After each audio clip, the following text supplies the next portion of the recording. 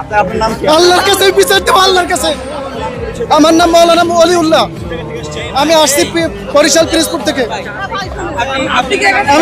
এখানে কি জিয়ারতের উদ্দেশ্যে? আমি জিয়ারতের উদ্দেশ্যে আসছি। আমার পরিবার সহ আমরা বঙ্গবন্ধু পাড়ায় তার বাড়িতে আজকে এইভাবে নির্মমভাবে 15 আগস্টে তাকে শহীদ করা হয়েছে।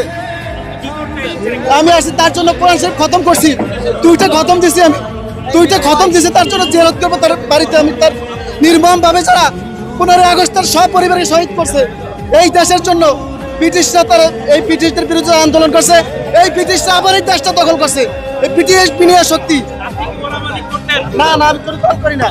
এই দেশ আবার ব্রিটিশ এবং পশ্চিমা শক্তি দখল করছে। না আমাকে প্রবেশ করতে দিচ্ছে না। আপনি কি প্রবেশ করতে এসেছিলেন? যে আমি তার জন্য কোরআন শরীফ খতম দিছি, দোয়া করবো। আমি এই জন্য আসছি তার পরিবারের জন্য। নিয়ে এসেছেন? হ্যাঁ আমি আর স্ত্রী আমার 3 সন্তান সহ আসছি। এখানে জানেন না এখানে বাধা আছে বা এখানে এলের সমস্যা? কেন বাধা হবে এটা আমরা জানি নাকি?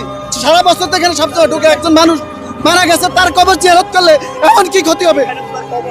তার পরিবারের সবাই তো এখানে নির্মমভাবে শহীদ হয়েছে এই 15 আগস্টে। না না আমি কোনো দল করি না। আমি এই দেশকে ভালোবাসি। আমি এই দেশ আবার ব্রিটিশ এবং পশ্চিমা শক্তি দখল করছে। আমি বঙ্গবন্ধু এবং তার সব পরিবারকে ভালোবাসি। তারাই দেশের জন্য জীবন দিয়েছে, তারাই দেশের জন্য জীবন দিয়েছে। আমার ছোট ছোট আমরা পরিবার সাধারণ আমরা গরিব মানুষ থাকি আসছি। আপনার ওয়াইফটা বলছে আপনার মাথায় সমস্যা আছে। জি। আপনার ওয়াইফ বলছে আপনার মাথায় সমস্যা আছে।